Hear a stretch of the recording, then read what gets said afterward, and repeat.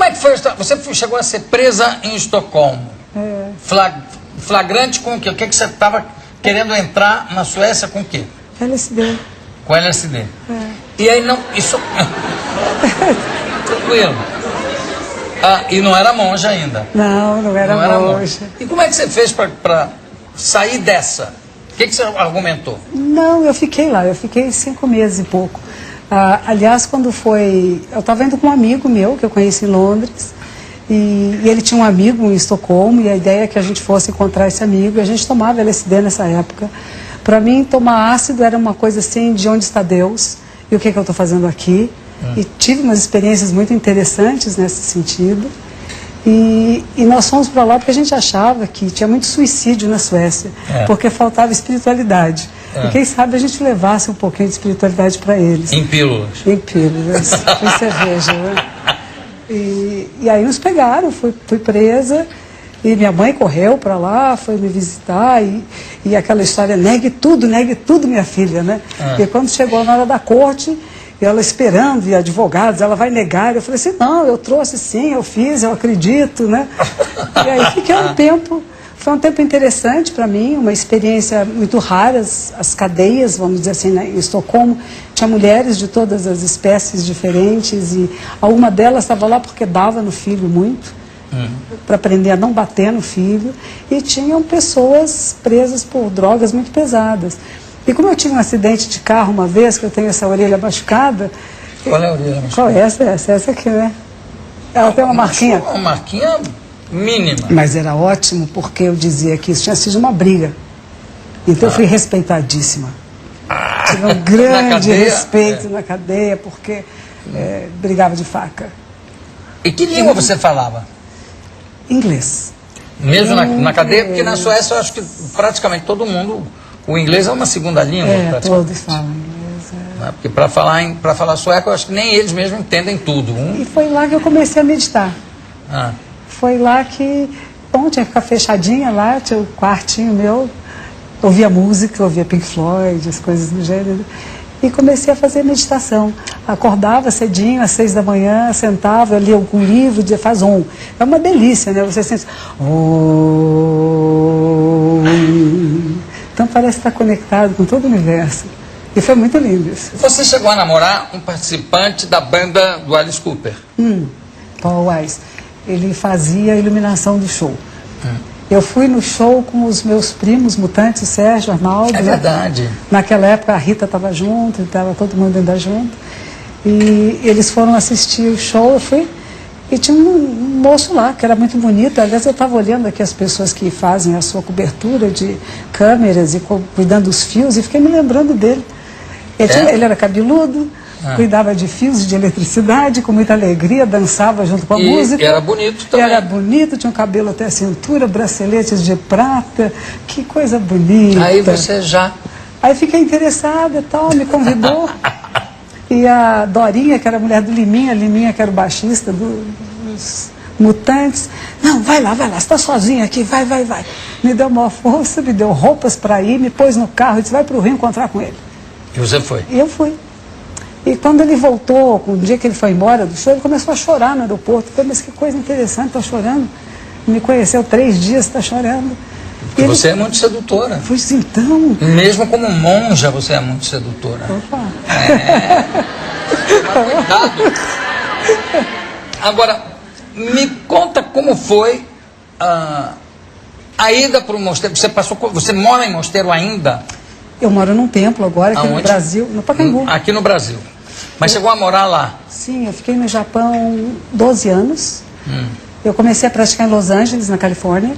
E eu fiquei 3 anos e meio nessa comunidade. Eu morei 7 anos em Los Angeles. Com este marido, eu conheci aqui no Brasil, eu fui morar com ele em Cocoa Beach, na Flórida. Depois ele veio comigo para o Brasil, foi muito difícil arranjar emprego, o nível de emprego naquela época de iluminação de shows não era o mesmo de lá. Aí resolvemos voltar, fomos para Los Angeles, porque me interessava o pessoal de Berkeley, que me parecia a fonte de inteligência do mundo. Isso para mim foi sempre muito sedutor. E fomos para lá. Mas Berkeley não é de música, não a Universidade de Berkeley, que é onde? É na Califórnia. É na Califórnia, não. Porque temos a Berkeley de Música, onde o maestro Osmar estudou. E eu tenho a impressão que não chega a ser a fonte a maior fonte de inteligência do mundo. Em Boston realmente é também um grande centro. É verdade, né? não. Estou brincando com o maestro. O maestro realmente assim, uma espécie de um Einstein da música. Nem tanto. É porque ele tocava violino muito mal, por isso que eu fiz a associação. Mas, monja, agora, de repente, você ficou num mosteiro no Japão. Você chegou aí para o Tibete, não? Não, Tibete não. Não, né? Não. É outra modalidade de budismo? É outra linhagem. O budismo vai começar na Índia com Shakyamuni Buda, 2.600 anos atrás. Ele morre com 80 anos de idade e seus discípulos começam a se espalhar por toda a Ásia. Um grupo deles vai para o Tibete. Então, no Tibete vai ter um pouquinho da influência do que seria a cultura tibetana. Então, tem características muito próprias. A ideia dessa reencarnação é muito tibetana, ela não está tão forte no budismo japonês. Conta como é. E no budismo japonês, como é que é? Você ficou quantos anos? Você ficou 17? 12. 12 anos 12 anos no mosteiro. E aí? Bom, o começo é muito difícil, como tudo, né?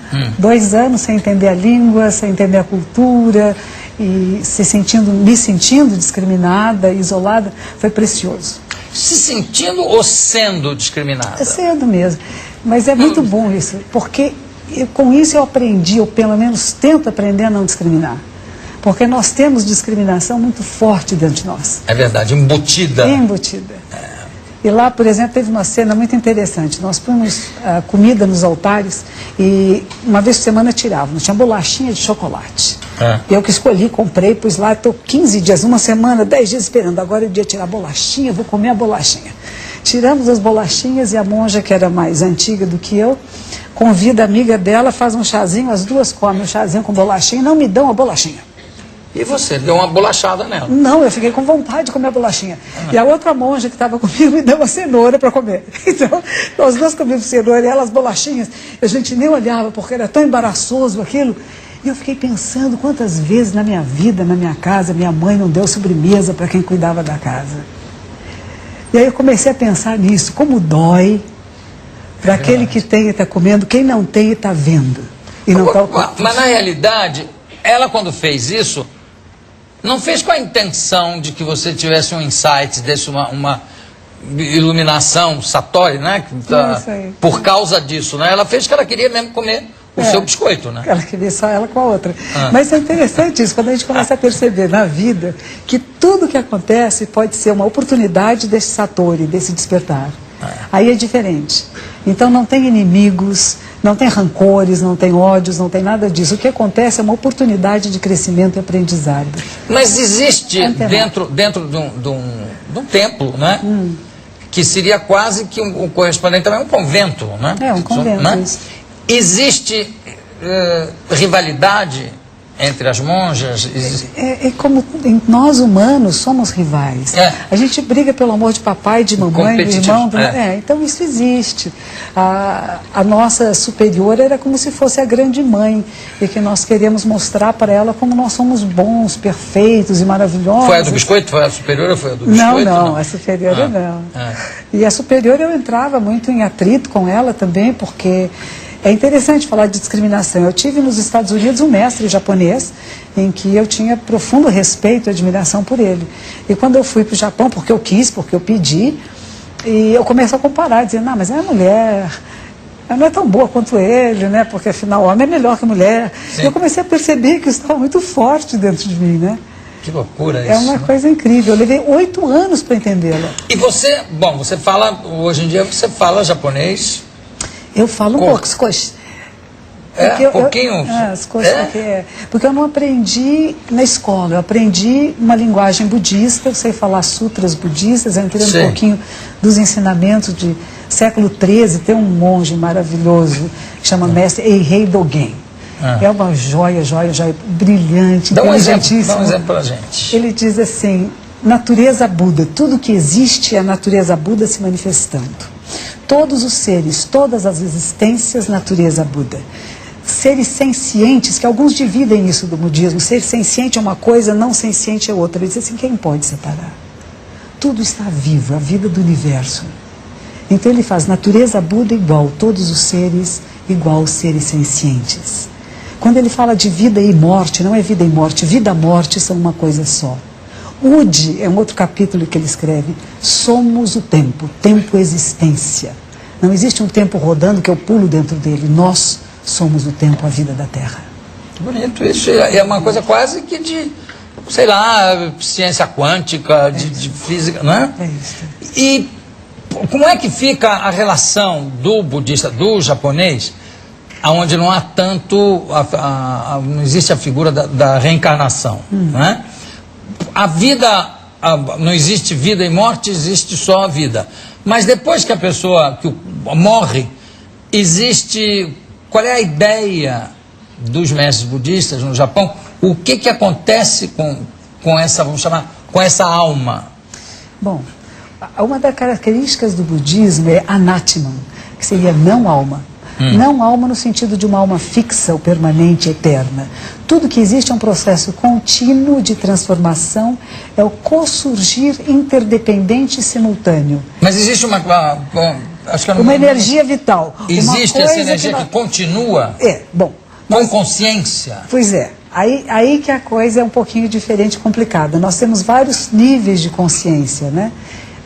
A gente nega um pouquinho esta existência após a morte individual. Não existe essa personalidade individual que nós somos agora, ela é única e é fenomenológica. Mas o imprint que nós deixamos com a nossa vida, ele deixa uma marca e uma tendência de repetitiva de que uma outra vida venha e surja porque o nosso imprint é muito forte. Então nós somos responsáveis por esta vida e vidas futuras a esta. Mas não é uma identidade que se repete. Não existe a identidade, não existe uma coisa individual que cada um continua sendo o que era antes. É isso. E isso é dentro do budismo japonês e da minha linhagem, do ensinamento do meu mestre. Porque há divergências quanto a isto. Sim, claro. Por exemplo, no Japão existe, quer dizer, muito fortemente a ideia do karma. Né? No budismo também, no budismo japonês existe também. Sim, o karma. Essa ideia do karma como o destino nasceu, é karma, é assim e pronto. Não é, foi maravilhoso, porque quando eu estava no final dos meus estudos no Japão, nós trabalhamos muito com isso, inclusive relacionado com discriminação. Esse é o karma ser assim, porque você fez coisas em vidas anteriores. Então a gente diz, nós não sabemos nada disso. Karma é uma coisa que está em constante movimento. Karma significa aquilo, literalmente aquilo que deixa marcas. Eu digo que eu tenho marcas na minha testa porque eu franzo sempre do mesmo jeito. E elas vão ficando cada vez mais profundas porque é repetitivo. Então karma seria isso, ação que deixa marcas pela sua repetição. Pode ser benéfica, maravilhosa, não é só negativa. E não é bem um destino fixo. Eu gosto de comparar um pouquinho com a história do DNA. Cada um de nós herda certas características. Então, certas características que são fixas. O que nós fazemos com ela é livre. Muito bem. Eu, por mim, ficava aqui a noite inteira conversando com você, mas já foi maravilhoso te reencontrar. Vamos dizer assim. Eu conversei com a monja Koen. Obrigadíssimo pela sua presença aqui, tá? E pela, sei lá, eu acho que você trouxe uma harmonia, todo mundo aqui, a mim pelo menos você trouxe, eu acho que quem está nos vendo também, não só aqui como em casa. Muitíssimo obrigado.